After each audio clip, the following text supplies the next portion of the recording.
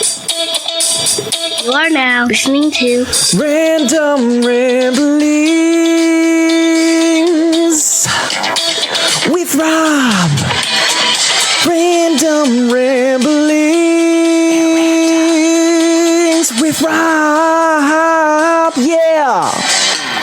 What up, everybody? This your boy B Rob, and I am back with another edition of the Random Rambles with Rob podcast. First and foremost, I'd like to thank you, the listener, for coming back each and every week, or however you listen to podcasts. If you're a first-time listener, I'd like to thank you oh so much for giving my show a try. And if anybody recommended you to me, I want you to turn to that person if you're in their general vicinity and give them a crisp high five. But if you're not in their general vicinity, I want you to go ahead and use your social media app of choice, whether it be Facebook, Instagram, Twitter, Snapchat. I just discovered TikTok a couple weeks ago. I guess you can send messages in there probably, but send them a DM.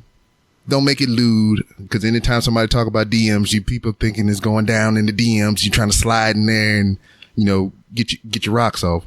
But send them a nice message and tell them thank you for recommending you to me.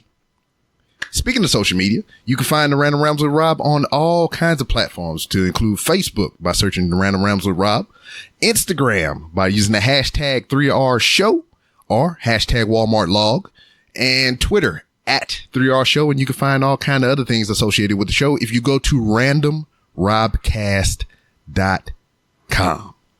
Now, have a guest with me.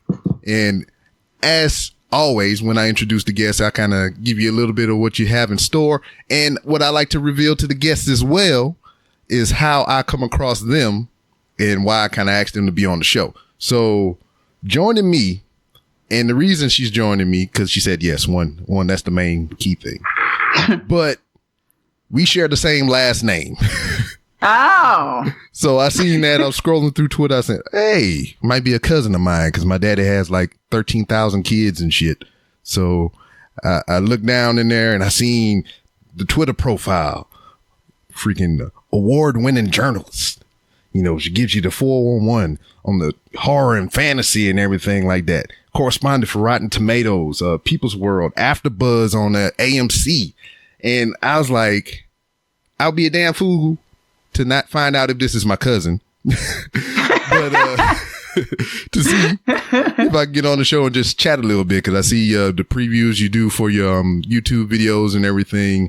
And you do a thing that I find interesting and that I would like to learn more about. So that's kind of why you're here. So joining me is my cousin, possibly, Chauncey. Don't forget the K. Robinson. How are you? Yes. Hi, I'm good. Thanks for having me. Yeah, we might be cousins. I always say that about Michelle Obama, because, you know, her maternal last name is Robinson, too. I know. And I had my nephew was on here a couple of, I think about a year ago or whatever. And he always in and out of trouble. He was talking about how he was getting arrested, and he called upon the name of Michelle Obama. She's like, look up her maiden name. It's Robinson, just like mine. That's my cousin. I was like, God, making us look bad. But yeah, I mean, you got a variety of things that's going on. Other than your last name that caught my eye and whatnot. You do horror reviews and everything on YouTube. So is it safe to say horror is kind of like your main jam and everything like that? It's definitely my niche. I like horror specifically, like horror and dark fantasy, just because I like the way it can touch upon other issues and things. But I will say, like, I review all types of films, more overt political films, documentaries, things like that. But like for my YouTube in particular, I zero in on horror for sure, just because it's a lot of fun. So that's kind of like your personal thing outside of all the other things you do. Yeah, I mean, it's definitely still within the professional realm, because like you can find those reviews on Rotten Tomatoes and stuff as well. But I would say it's the one I get the kick out of. Like if I had a choice at times about which film I'm going to review that day, I'll probably lean towards a horror film and maybe put like the more overt political one for another day sometimes, especially in our current, state of the world. Yeah, I understand. Now, I get kind of busy in my day job, outside of the podcast and whatnot. I got a chance to look up the where I think you did the Werewolf in London review. And then I didn't get to finish it, but what I was going to ask is, like, when you do reviews on your YouTube page and everything, do you have like a rating system, like a star system or anything like that? Yeah, I usually do Twisted Approved, and lately I've been adding grades. I used to do Twisted Approved, but more so with the horror, I found that I'm not going to say I have a low bar with horror, like that I tend to approve everything, but I tend to tell people, especially with horror and dark fantasy, to experience it. Even the most cheesiest ones, like Zombie Beavers on Netflix and Attack of the Killer Tomatoes. So I'll say, oh, it's Twisted Approved, but then I realize, well, that's a lot that's Twisted Approved. So now I say, it's like a C plus, or it's an A, or it's a D, just to kind of give a threshold for people, because I realize not everyone is a lover of B movie horror like I am.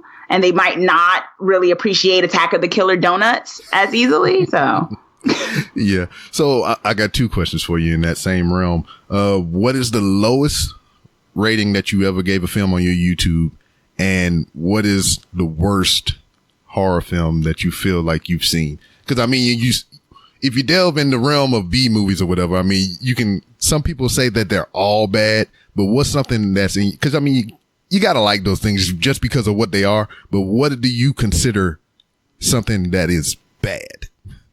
Wow, you're going to get me in trouble, because I'm like, those hard, film people are really, really passionate about what they consider great and what they don't consider great. And I guess for me, on my YouTube channel in particular, I probably gave Strangers Prey at Night and Hereditary that everyone was kind of praising. I pretty much gave those pretty low scores. That and Blumhouse's Truth or Dare. I gave those pretty low scores just because for me, a lot of the time, for like what Ari Aster, when it comes to Hereditary, even his newest one, Midsummer, he has no hope for humanity, and it shows in his stuff. And I just think it's like you're sitting through over 2 hours of someone basically telling you it's all going to crap.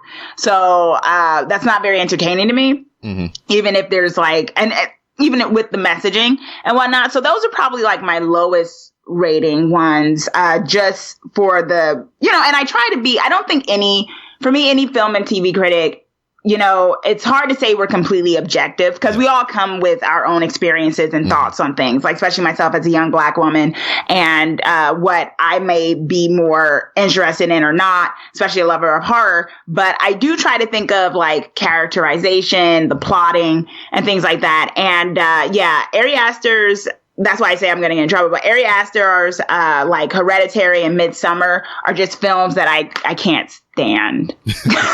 Well, see, I watched Hereditary or whatever, and it was like different from any other thing that I've seen. And, I could say the same thing for like Get Out and Us, which that'll roll into my next question. What did you think about Us? Because the only reason I bring it up is because this past weekend, when we was talking off air about Dolomite and all that stuff, we had a conversation about Us and just Mr. Peel and everything like that. And then I heard another one of my podcast peers also talk about Us in just their own way. So what are your thoughts and feelings on that? Well, I mean, first, I love what Jordan Peele is doing for the genre. I don't like the idea where people are saying, oh, it's elevated horror now, like him and Ari Aster and some others are taking it to a higher game. Because I always think horror has been elevated depending on which horror movies you watch. Yeah. But I will say I like what he does with his themes and how he, shows that horror can exist anywhere and anything can exist in horror. And I think with Us, Us was solid. I do say that I felt like there was, I'm not going to say plot holes. I think he tried to put a lot in there, and people were telling me, oh, you got to watch it a second time. I'm a firm believer that if I have to watch a movie a second time to really quote unquote get it, then there's a shortcoming with the storytelling. That's not my fault as the viewer. And that's what I said about Midsummer too. I liked Us for sure. I liked it. It was entertaining, but I don't think it was as tight as Get Out was. Mm-hmm. And I think he had some messages in there that got kind of muddled of what he was trying to go for, of what he was trying to convey. And because of that, I think it fell short, but I think it was very stylized. And I really enjoyed the twisty journey we went on. Yeah. And, you know, with that movie, it looked so good in his presentation and everything. And it was done on a lower budget. So, I mean, that was just impressive in itself. So I dug that. In hindsight, you know, just kind of digging around in it.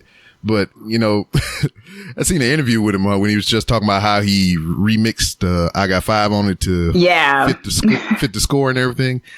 He's just like, I like the song. And it was just kind of creepy. So there it is. I mean, and I felt that. It was just cool. It didn't really have nothing to do with the movie, but just the way it was mixed for it, it was fucking awesome. Oh, it was so effective. There were so many like certain scenes with movement and stuff that were just so like, it was such a great, innovative way to kind of take on horror because, you know, there are times when horror can fall into jump scares and, you know, cheap thrills here and there. And I feel like he created an atmosphere with us, definitely with the way the doppelgangers were moving and the fight scenes in certain aspects, which was a very, I think, innovative way.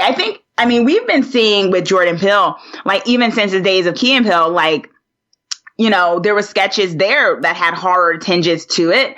And it's always great to see someone who's just a true creative kind of get a platform to really just kind of dive into their brain for the world to see. And that's what we're seeing with his stuff. It's like, it's his brain and it's a crazy warped place. And, you know, it's great that, especially as a Black man, you know, to be able to, you know, show that because a lot of the time when it comes to, you know, the question of horror and stuff, and any genre that's not specific, like considered quote unquote the Black, you know, genre, whatever that means. You know, we aren't always given the space to be a dominant voice, and I think we're seeing a change in that in various ways, which I appreciate.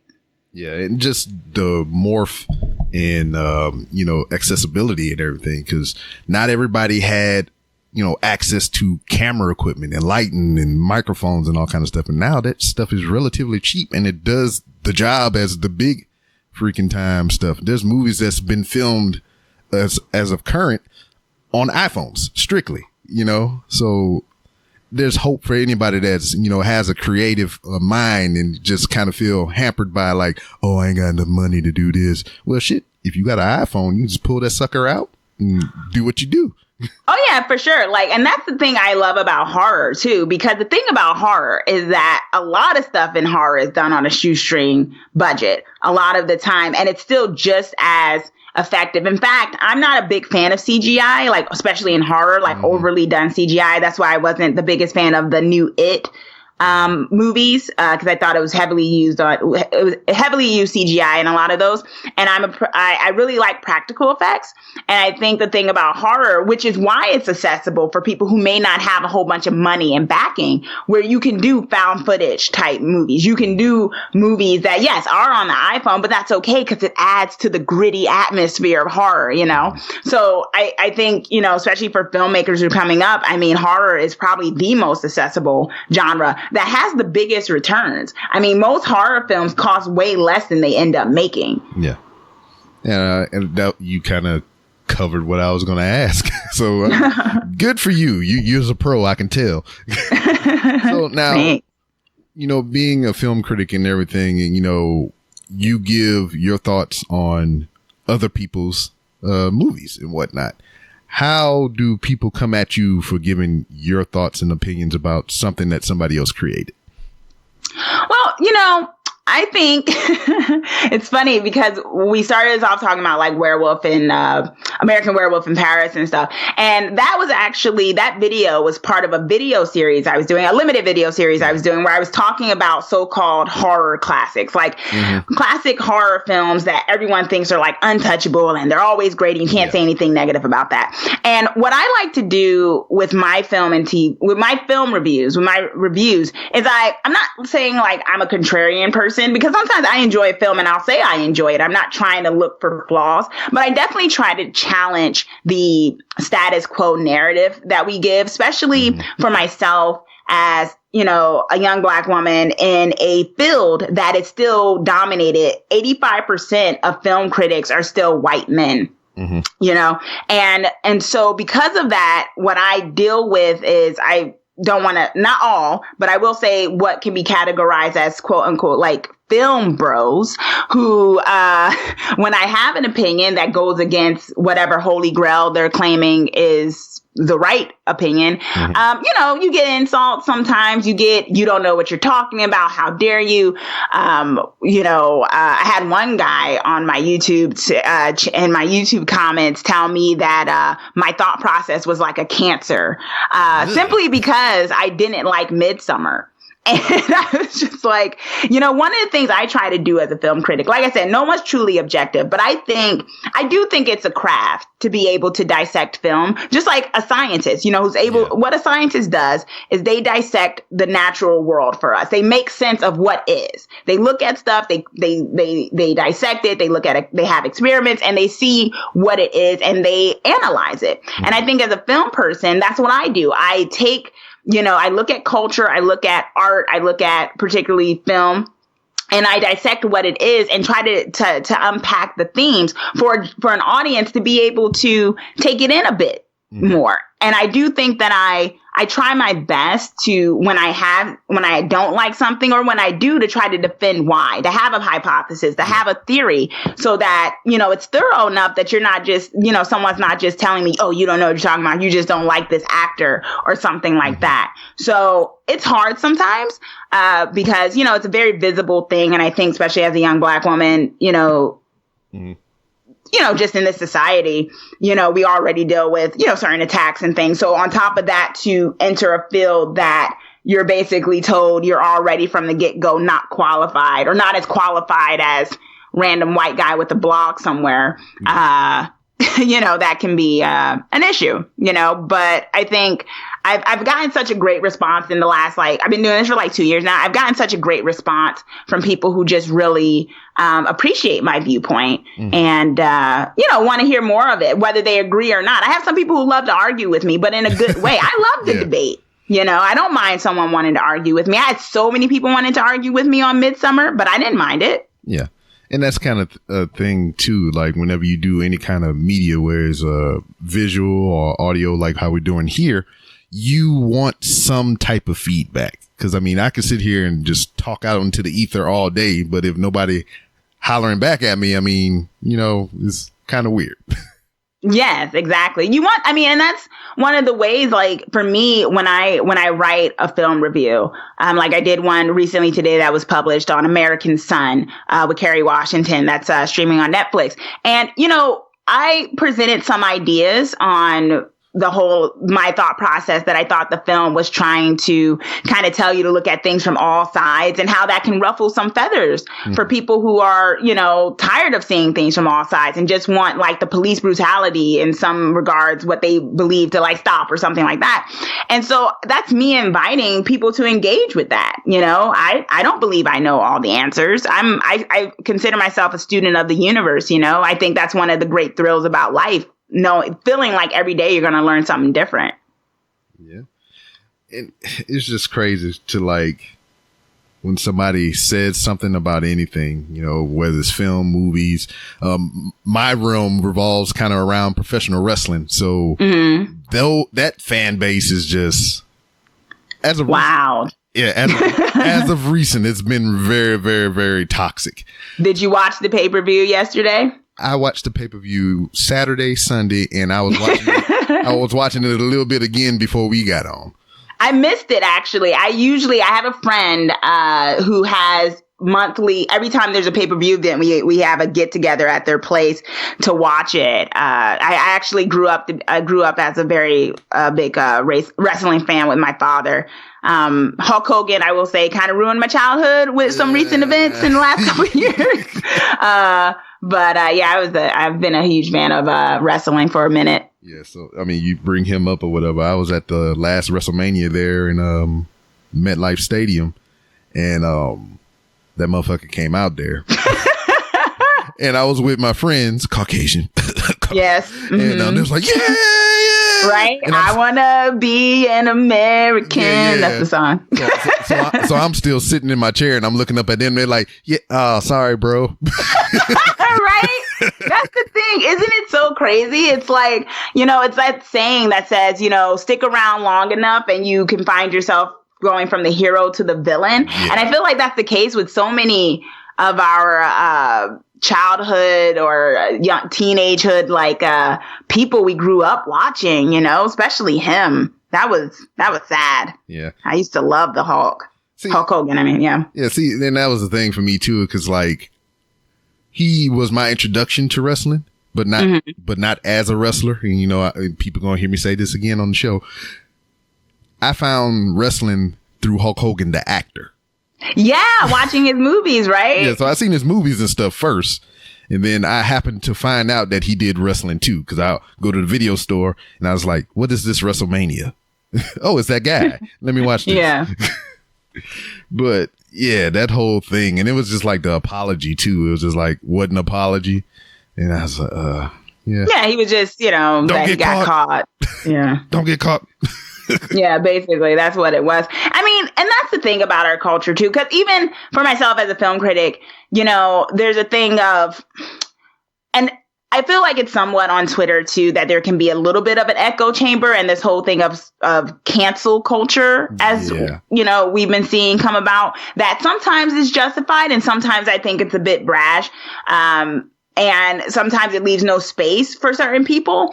And you got to take it by case basis. But I also think that when it comes to stuff like that, it's kind of, I always wonder, like, depending on who's involved with the film, it's like, well, can I watch this film? Should I even give this any kind of, like a Woody was like, that guy who married his stepdaughter. Oh, yeah. Yeah, what I'm talking about, Woody.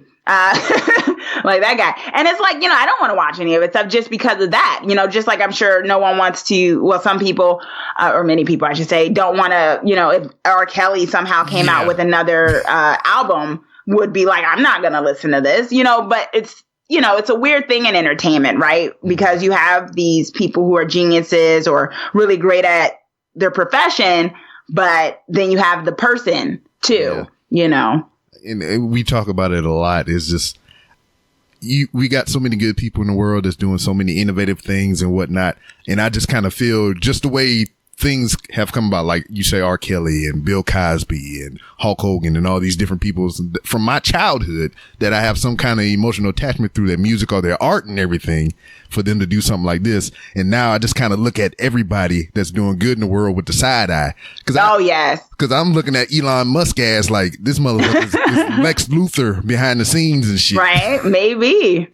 I mean, I guess we used, and that's the blessing and the curse of like social media and all this tech, because at the time, I mean, it was like, back in 1950s Hollywood and stuff, we wouldn't hear about people's scandals until 40 years later, like our parents and stuff didn't know that stuff until E! True Hollywood Story came about. Then you find out people were doing documentaries, and now someone do something within a day, it's on TMZ or something. So it kind of, I mean, I guess it's a blessing in the way that it's like, well, at least you're not wasting your money on someone who doesn't deserve it. But at the same time, it's like sometimes you wish you could just enjoy the music or something or the movie without having to think, well, is this person part of the Me Too movement? Have they assaulted someone? Stuff like that, where it's like, damn, like, And what's also weird about it too, like you bring up R. Kelly.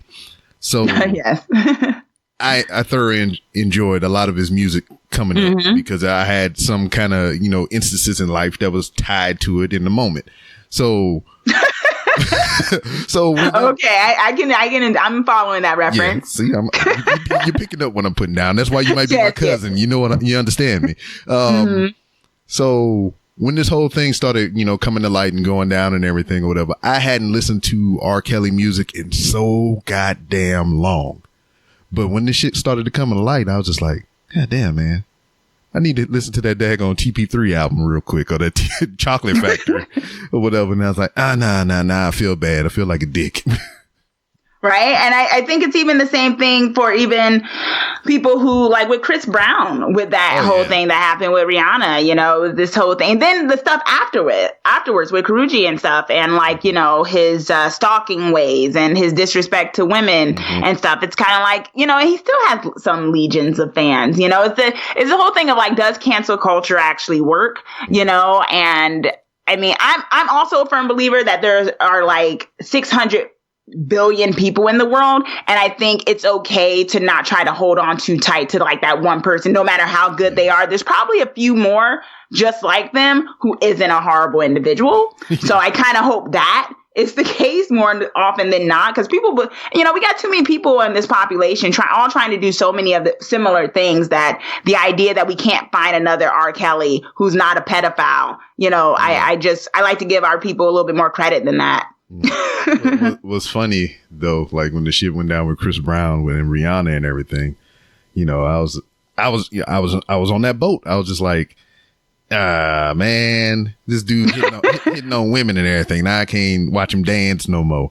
Right. And then you know, anytime he would come up on the news for anything, whatever, you know, I kind of bash him a little bit. My wife be like, he did his time or whatever. And this was, and that. I was like, okay, so we defending the woman beater. What if I come up here and bust upside your head? Right? Then I move. Like you wouldn't want to defend that. Yeah, then I moonwalk out of this motherfucker and start dancing and shit, you know? So, I mean, moonwalk out, like, you know, watch my next album drop. You know, so it was a little point of contention up in here, but we moved past it.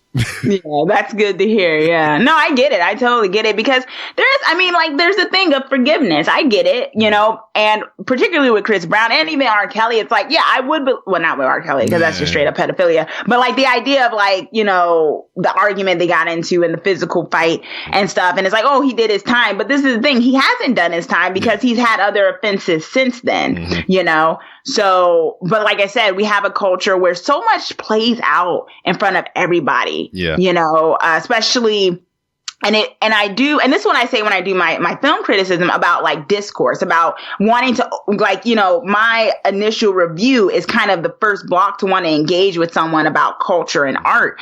And so, but I think what we have now is a culture where online there can be an echo chamber where you can't have, you know, sometimes discourse is stifled or stunted where, you know, if you say one thing and you automatically get labeled as, you know, you can get labeled as problematic. You can get labeled as toxic as opposed to trying to engage in like just trying to figure things out. Cause nobody has the right answer, you know, in those regards. Although I think, you know, some people are on the better track, of course. So yeah, like I think it was yesterday you talk about the pay-per-view and everything. The subject of Adam Cole came up. So I simply said, no, the question was like, give a controversial statement about, you know, the pay-per-view or a WWE superstar in particular. And somebody said, the Undisputed Era is, I don't like them.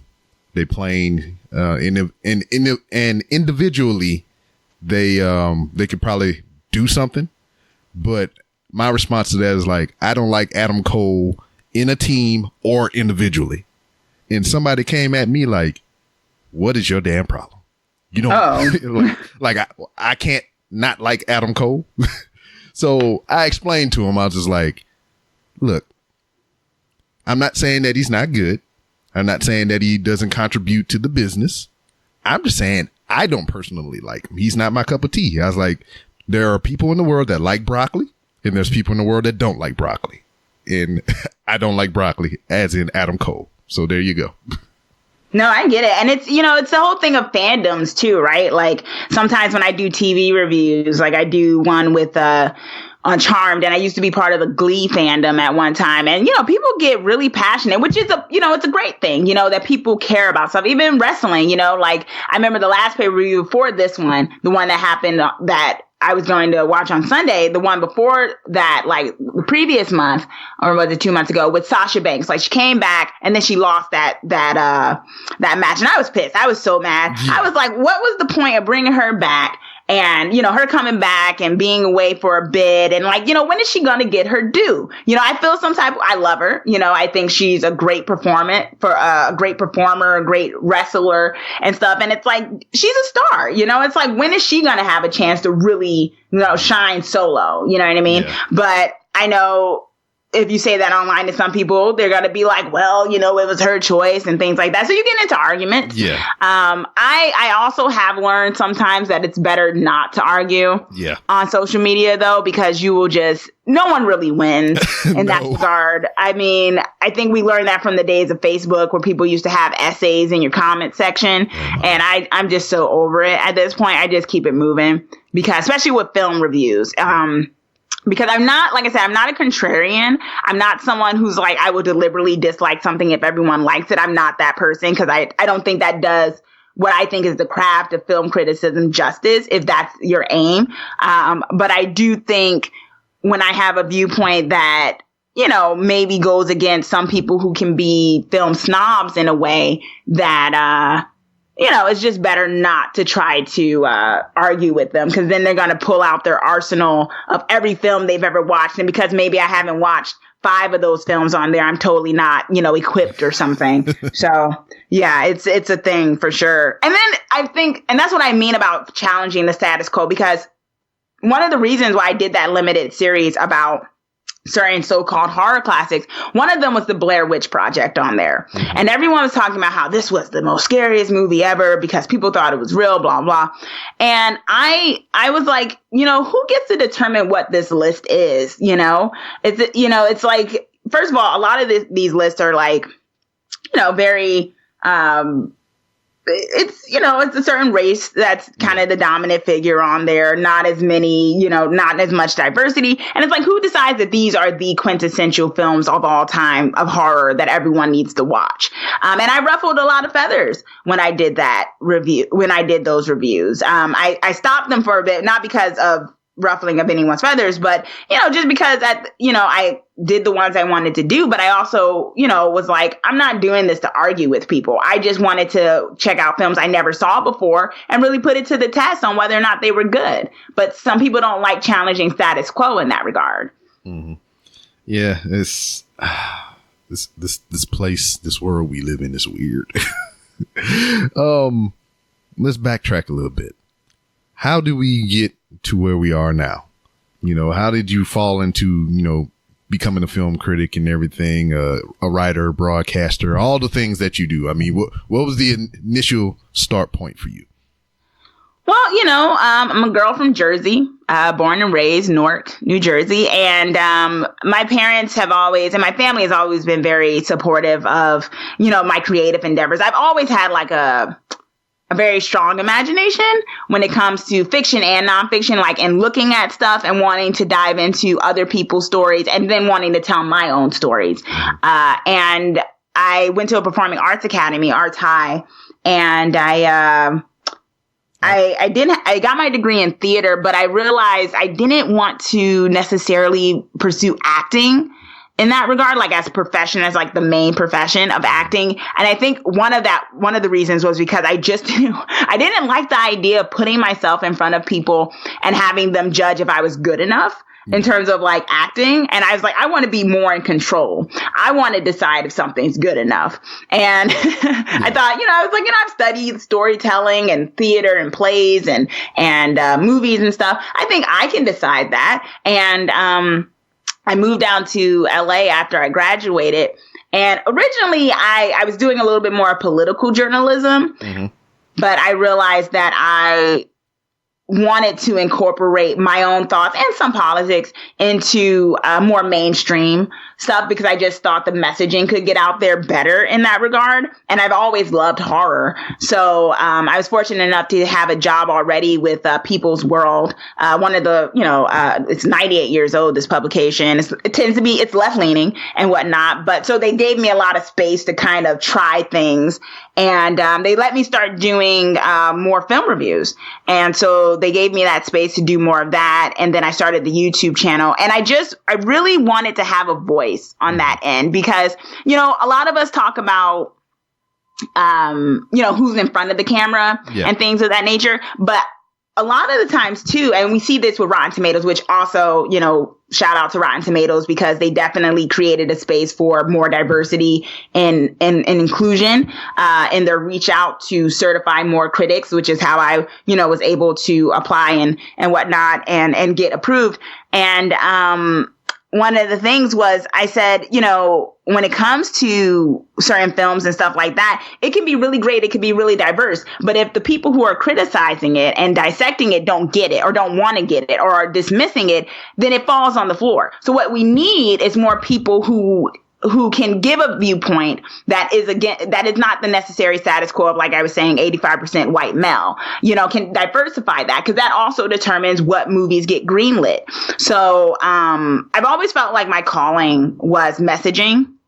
And so I wanted to be on this end of it and helping other people's message get out to the world. I thought that would be a great help. And the other end of that is I do write original fiction as well, dark fantasy fiction, and horror. And so I'm working on, finishing up, the final draft of my first book on that. And so that's kind of both ends, like being able to dissect people's film and TV and then also putting out my own novels. So I just want to immerse myself in storytelling and messaging. And I think, is one of the things I love. So to say I have a job or a career that provides for me financially and I get to do that is just a blessing. Word. What's your percentage on your book as far as completion goes? Oh, it's done. Oh, okay. Pretty much. It's just a matter of the final edits with an editor. And then, getting it to literary agents. Okay. Seeing how we're going to publish it. So how long it took you? It's funny. It's like, people think it takes like years, but I kind of think it took me a total of like 5 months once I sat down and was like, I'm going to write it like every day, and I've had books I've never finished. Because I would stop and go and be like, oh, I've been working on this book for 2 years. But in reality, I've probably only been working on it for some weeks. It's very hard to write a book. One of the things they tell you is what's the difference between a published author and a non-published author? And the difference is the published author actually finished the book. So that's more than half of the journey is finishing it really and believing in yourself that you can finish a book. So I think I just buckled down and just said, I really want to finish this. And I kind of think of one of my idols, Zora Neale Hurston, and how she did Their Eyes Were Watching God in like the total of like 2 weeks. She just sat down and she, one of my fave books, and she just basically finished it. And I'm like, I got a lot more distractions in the world with social media and all the tech we have. But if I think this story needs to be told, then if I believe in that enough, then I should have the will to finish it, which is, what I've done. So hopefully we'll see it out there in the world and people can consume it in another year. Word. So I'm on a similar journey right now. I put out into the world that I am writing a book. And then now I'm gonna give you the origin story because I talked a little bit about it on the last episode that came out Sunday, but I feel like I got a wider forum to do it here now. So here we go. My wife, she writes poetry, books, whatever. She does that, and she published the book, and I was so proud of her, and just in awe of her skill that me never having the inkling to do something like that or wanting to do something like that was like just pitching. I was the pitch man. I was giving her ideas for another book that she could write. I said, oh man, you should write about this and this and this. And it got to a point to where, as husbands do, I was annoying the shit out of her. And she was like, why don't you write it yourself? So immediately I turned to Thanos and I got the Infinity Gauntlet. I was like, I'll do it myself. So I sat there. And I think I got it 1,500 words written, different little ideas and everything. And, I was like really into it. I would set time, aside every day to, write a little bit. I think my limit was like 500 words a night or something just to ease myself into it, get comfortable with the process and do it. So I did it and I did it and I did it. And with anything, if you stop after you get into a good rhythm, it can throw you off and then you might not circle back around to it. So that's what happened. I never got back around to it. And this was many moons ago. This was over 5 or 6 years ago. Okay. So are you returning back to it soon? So kinda. Okay. So, that happened. And then, when I was getting ready to retire from the military, I had plenty of downtime, so I had nothing to do. So I was kind of looking back at it to write the book, but I changed my mind as far as what the topic was going to be. The original book was like, a freaking dude that went from addiction to murder. So he was just going to, his addiction wasn't strong enough to hold him into that, it was sex. I'll try to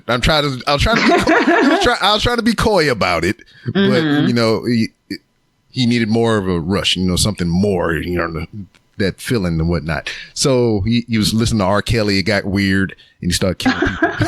So that makes sense. Yeah. Yeah. So, I put that off to the side and I was like, I started listening to podcasts.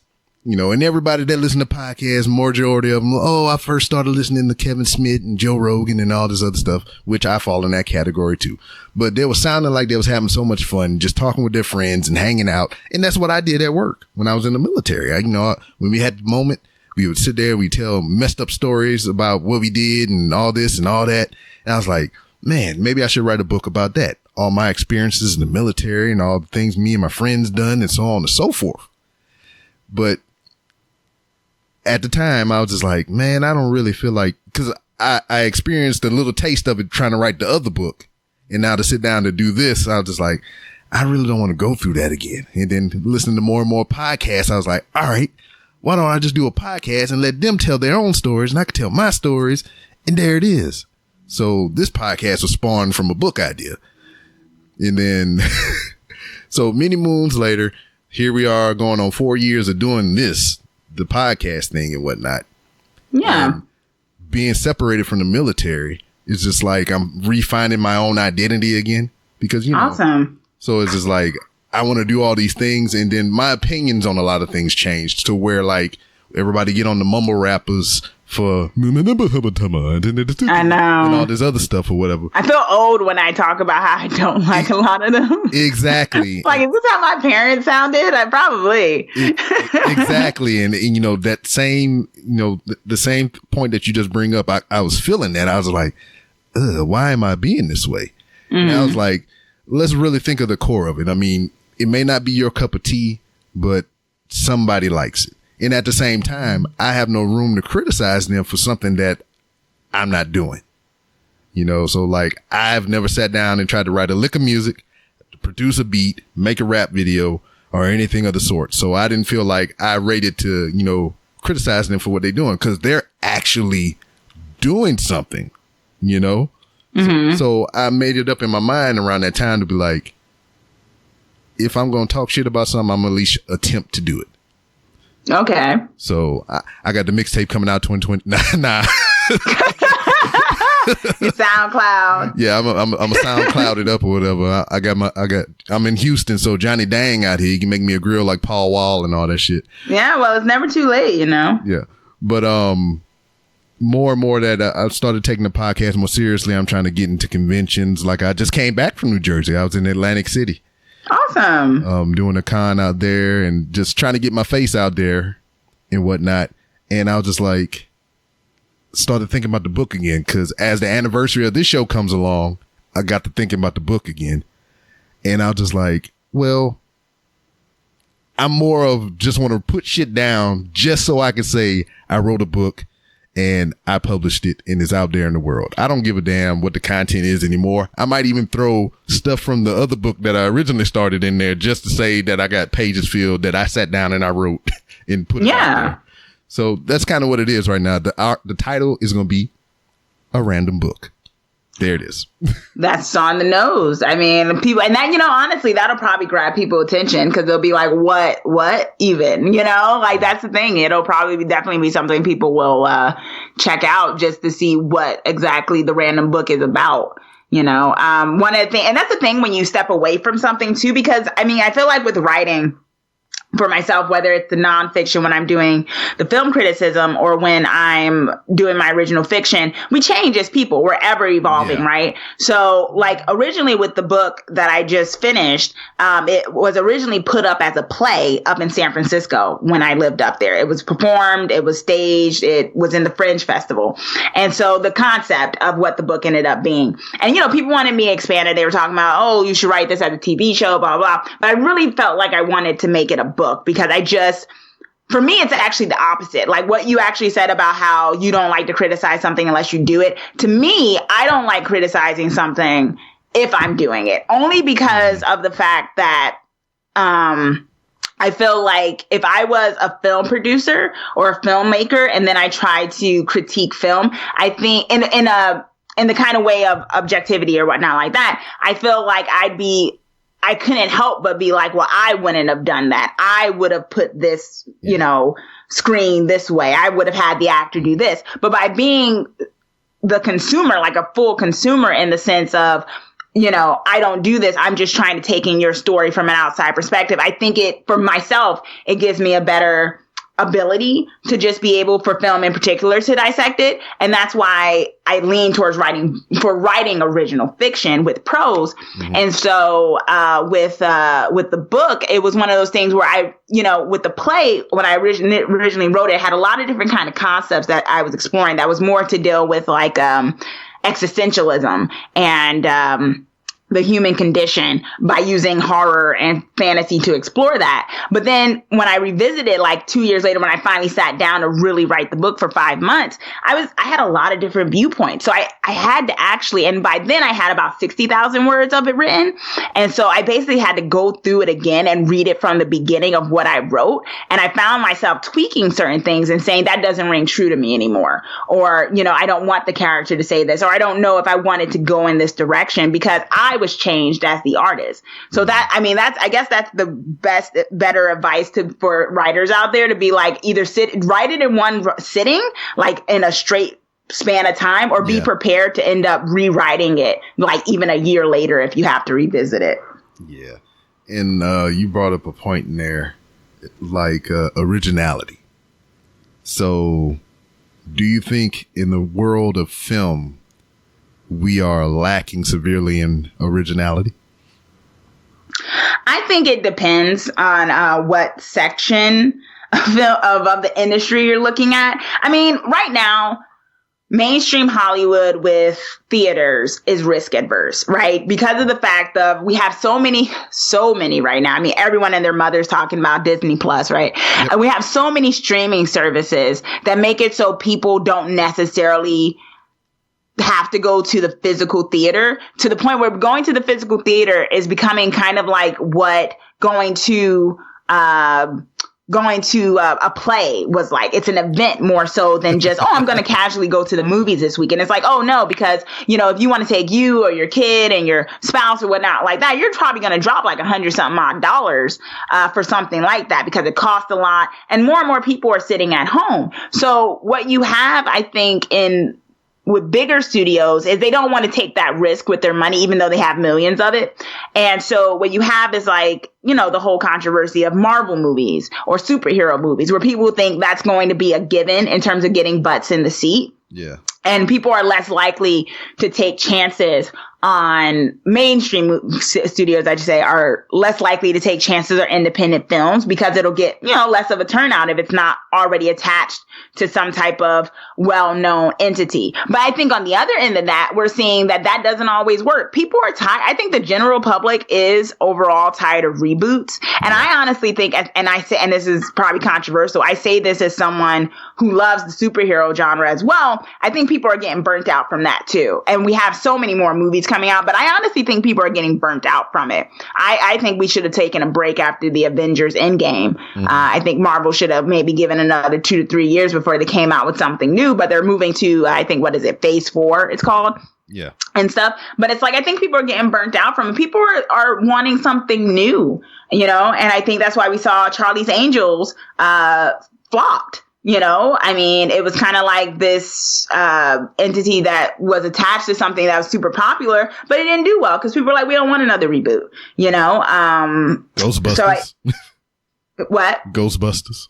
Ghostbusters, you know, that kind of stuff. I mean, I think people do crave originality. I mean, that's why Netflix and these other original content streaming things do well. I think what is happening though, people just don't think they should pay $20 a ticket for it. Yeah. You know, unfortunately. I think the people want original stuff. I think it's just not gelling as well with what they're willing to pay for it. At least in the theater range. Yeah. And then what does something original look like nowadays? Because I mean, reboots aside and everything, it's like I can't remember the last thing that I've seen that wasn't taken from something else. You know? Oh yeah, for sure. I mean, I always say no story has never been not been told. Like nothing is totally original, right? Yeah. I think what brings its originality is who's being able to tell it. And that's why I think that's where diversity and stuff comes in at. Where I think when you get more diverse voices, that person alone, even if they're doing a story, a boy meets girl, girl falls in love with boy, boy might die or something like that, depending on who's telling that story and where their viewpoint is in life, their politics, their own personal situation, their, you know, money, all of that is going to make that story unique because that person, no one person is the same. So I think that's where the originality comes in, giving more people who don't normally get a chance to tell these stories a chance to tell them. Mm-hmm. Because when you have the same people, I mean, you have, especially in this industry, you have some people who get to fail up. You know, you get some like women directors or people of color directors or filmmakers, they have one bad movie and they're told, well, that's it for you. And then you got some, you know, maybe white men or whatnot. They have one bad movie and they're given like the reins of like the Star Wars trilogy or something. You know, it's like, it's crazy stuff. And it shows the implicit bias at times. And I think you're going to get more original stuff when you get different kinds of people to tell the stories. But you're right. No story has not been told. I mean, that's just not a thing at this point, as long as we've been around as humans. But I think if you get different people, you'll get a different perspective than you normally get. Yeah, and I agree with that. The debate that we had was the Blade movie that's coming out. They pick old boy from Moonlight and Cage and everything. As much as I love Blade, I don't know if it was me loving the character or loving Wesley Snipes as Blade. Because I know shit about the comics or whatever. I just know what I seen on TV, and Wesley Snipes is Blade to me. Now, and I figured because, you know, if they plan on revisiting this, you know, I already knew beforehand that they may not tap Wesley Snipes to do it. And I was fine with that. I you know, it's been years or whatever. I don't know how that would work out and whatnot, but I was just like, I have in my mind, and I think this is what happens with a lot of people too, when they come to like, all right, this movie's coming out, like with the Batman joint. They got, Twilight Boy up in there. So I'm actually really excited for that. I think he's going to do great. Me too, because I have not seen him in a lot of things outside of Twilight. And to put him in this realm excites me because there's nothing I really thought that would ever happen, you know? And then you go back to Blade, they give him this guy, the new guy, the role. I forget his name, but as soon as I seen it was him, I was like, oh, you know, like, oh, okay. Cause like for me, you know, Wesley Snipes kind of embodied the character because he actually did the martial arts in the film. I mean, obviously not the big stunts or whatever, but like when the camera was in close, that was him fighting.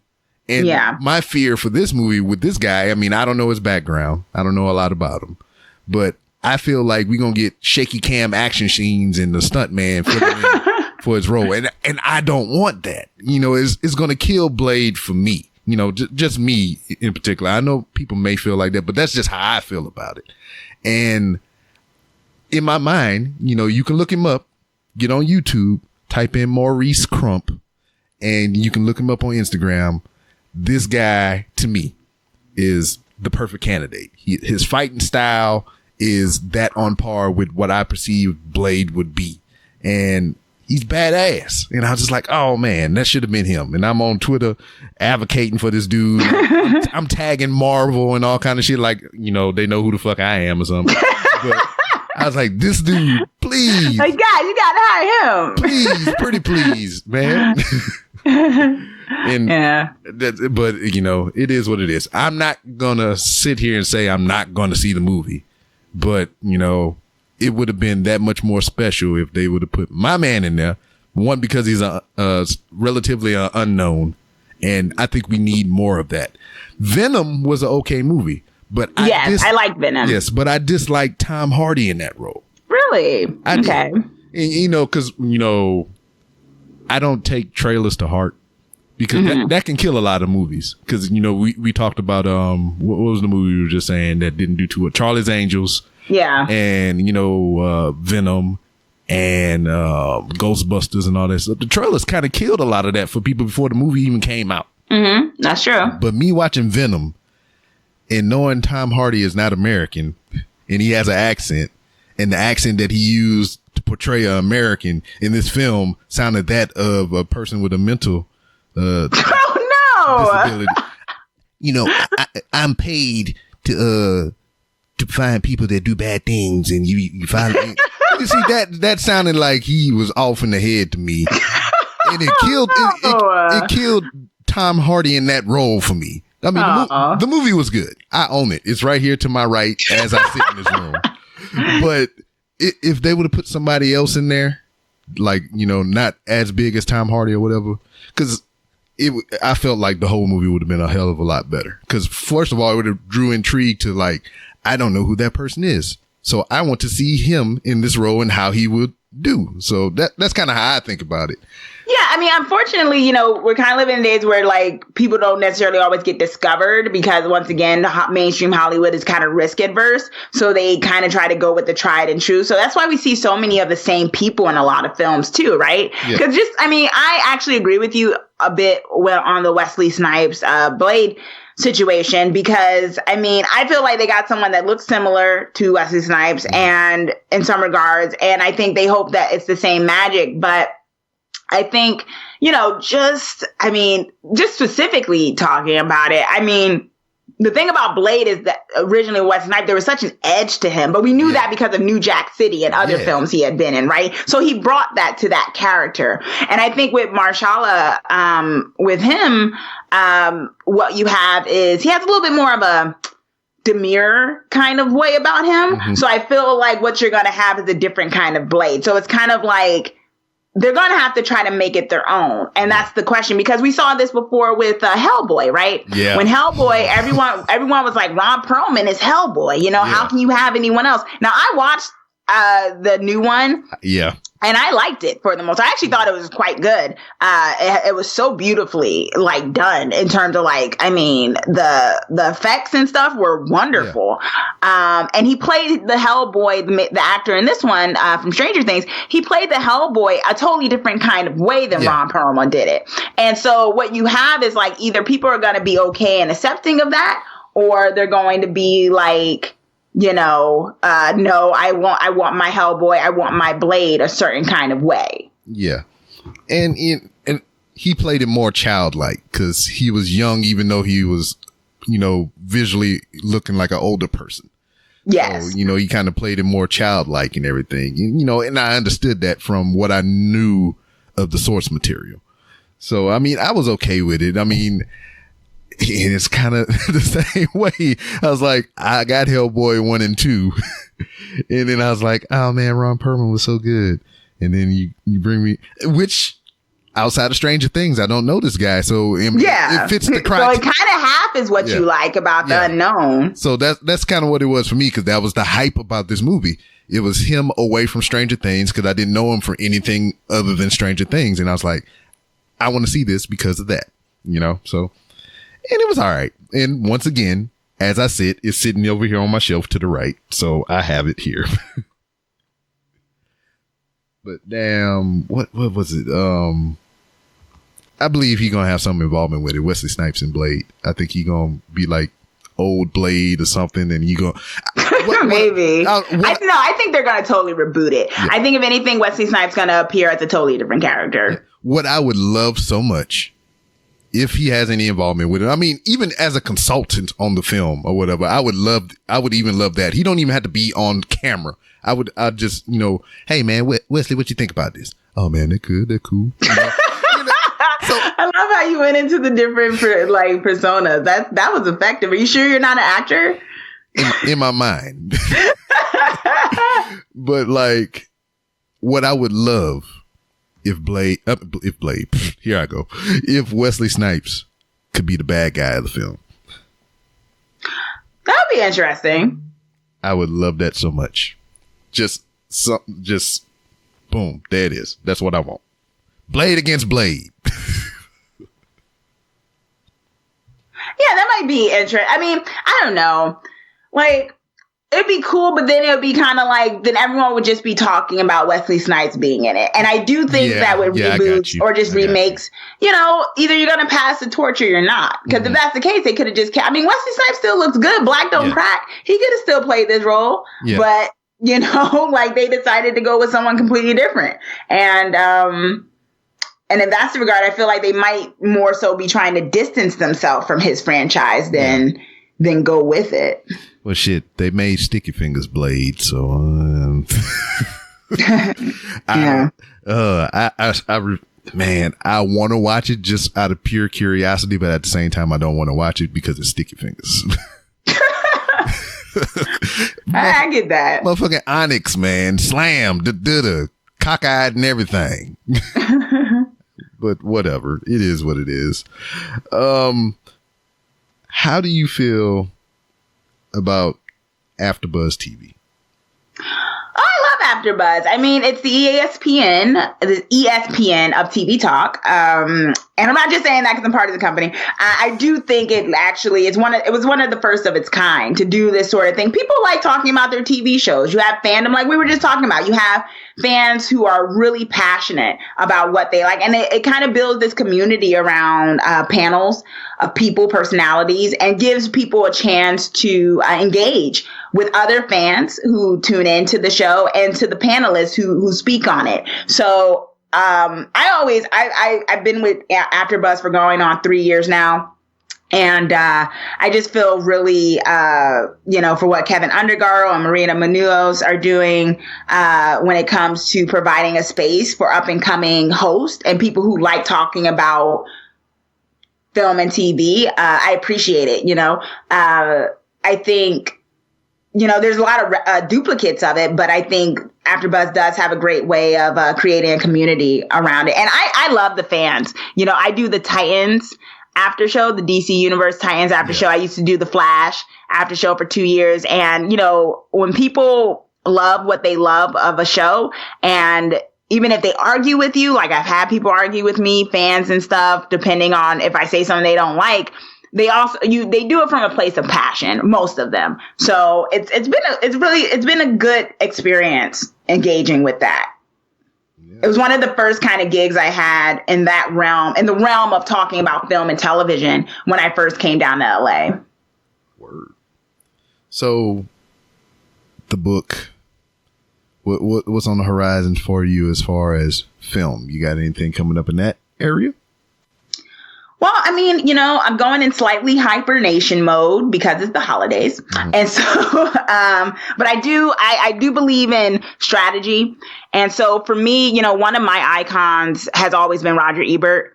And I want to fill a space, because I think it's long overdue for someone who is a personality who can talk about film in a way and that be associated with them and stuff, and also making it their own. And especially I believe that needs to be represented with, for myself as a young Black woman, I think that's important. So going into the new year, I want to go hard with, reviewing as much as film and TV as I can, also zeroing in, of course, on my love of horror and fantasy. And, probably get on more, hopefully you're a great podcast and others, basically just being able to talk to others who like talking about stuff and guest appearing and stuff, and just basically engaging with the public about it, just building that profile up and hopefully getting my book out. Word.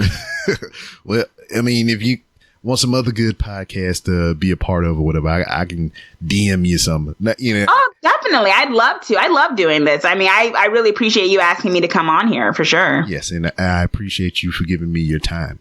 But on that note, this is where we put a pin in it.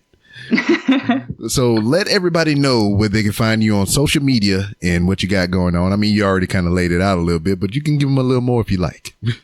Sure. Yeah, you can find me on Twitter at Miss Chauncey KR. That's MS Chauncey KR. You can also find me on Instagram at Miss Chauncey K with MS Chauncey K. You can find me, like I said, on Rotten Tomatoes. I'm a certified Rotten Tomatoes film and TV critic there. My website, ChaunceyKRobinson.com, and also at People's World, where I mainly do film and TV criticism, but occasionally I throw in some political journalism as well, if you like that sort of thing.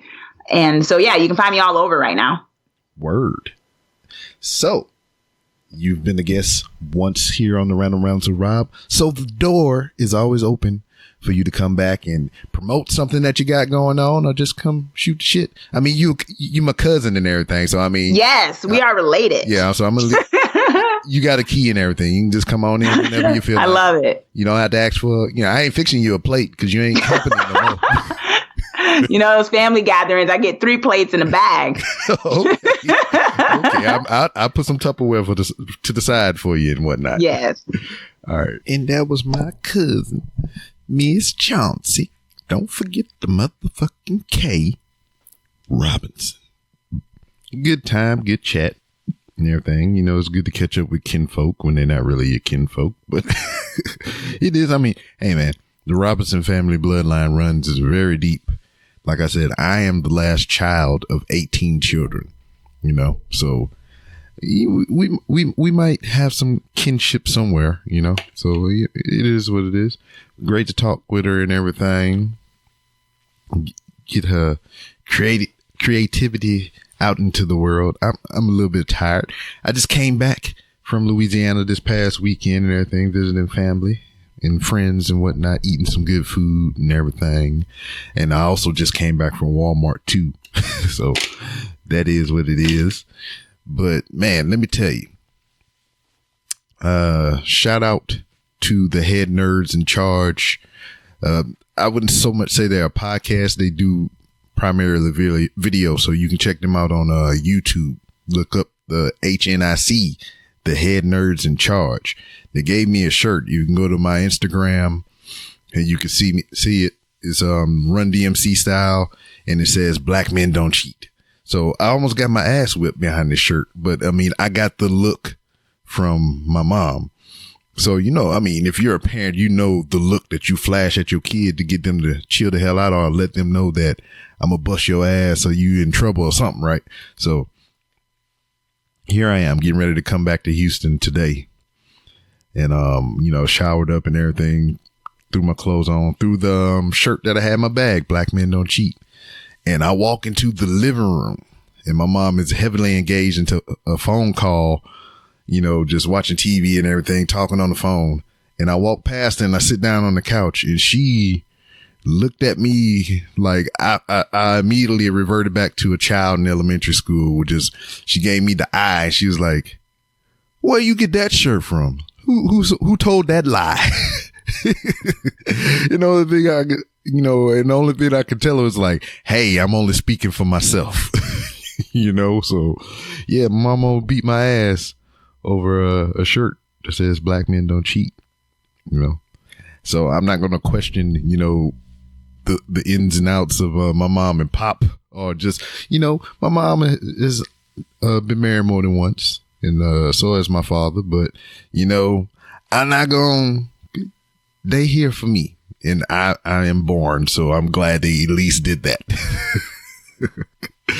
But yeah, good weekend, good food, good times. So I hope you enjoyed this episode, and I hope you got a little bit of, ear time. I can't say FaceTime because it's not video. Ear time with my cousin. And look for her on Rotten Tomatoes, AfterBuzz TV, and all the other places that we mentioned during the interview. And I'm going to just go ahead and roll on with a couple things. Oh, December 7th, going to be part of the NerdCon 2. You know, it's the second annual Comic-Con and everything here in, I think it's Mount Bellevue or some shit like that around here in Houston. But that's November 7th. I mean, goddamn, December 7th. December. We can't go back in time, baby. If I had a time machine, I'd be a rich mofo.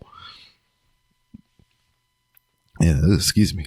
I'm having a milkshake, which I should not be having because I'm lactose. But I took my lactate pills, so I should be all right.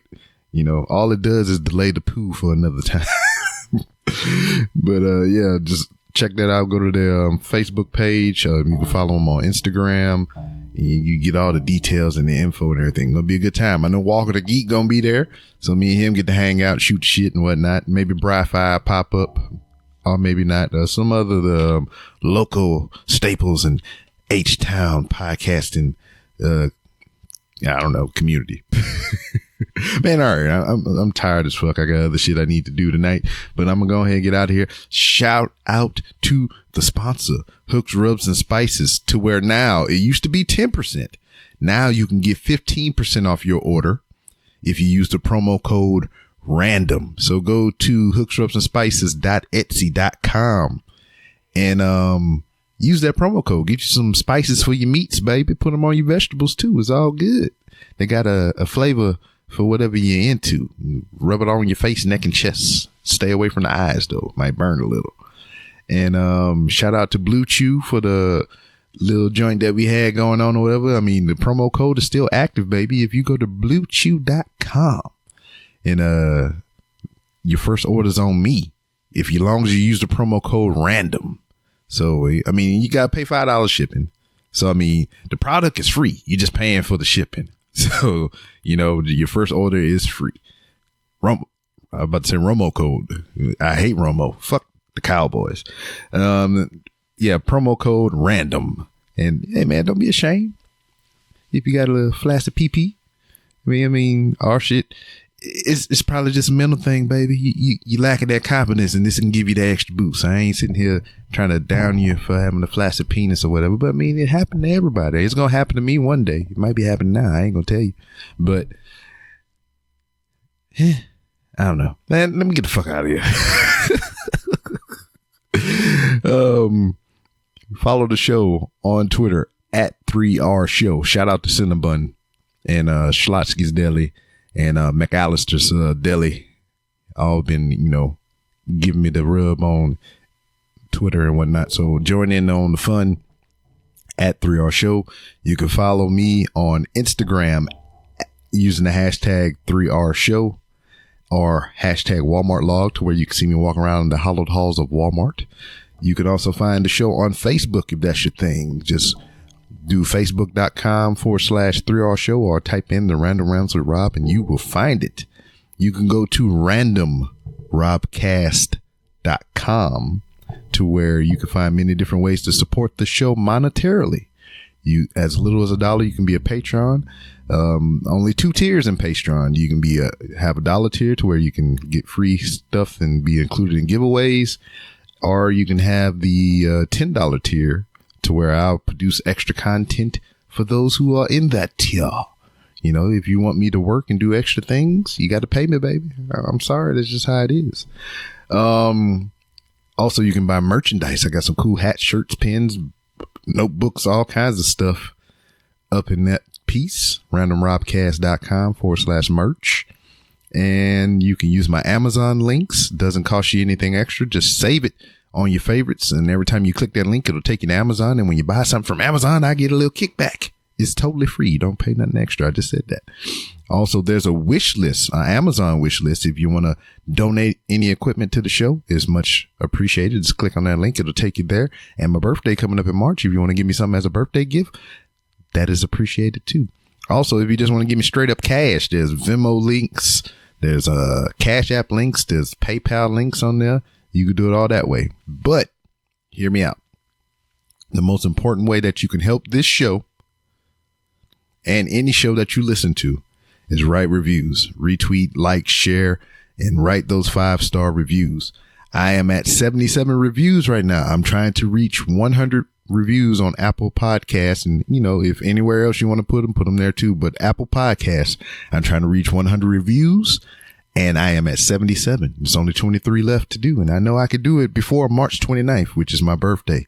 So we got a little bit of time to do it. If you have the time, 6 or 7 seconds, maybe a little less, write a 5-star review. Get those in there. I'm trying to do it. That's your birthday gift to me. That's another way that you can help support the show without giving up any money, because the show is free. But this is just a little extra, you know what I'm saying? But with that being said, I appreciate you all for listening. Come back next week. Well, it'll be episode 200. You know, if you want to join in on the fun, I'll put the times up to where we're recording. If you want to call in, no, I lied. You can't call in. I'm thinking about my 3-year show to where I did it live, but episode 200 is already recorded. So I don't even know why I made that stupid statement. But what I was saying is, if you want to be a part of the show, you can call 304-825-5762. That's 304-825-5762. And you can leave a voicemail there and I'll include it in the show. So there you go. That's what I meant. I told you I'm tired. I'm all over the place. So there you go. Episode 200 next week. It's going to be a powerful episode. So tune in and listen, and I'll see you next time.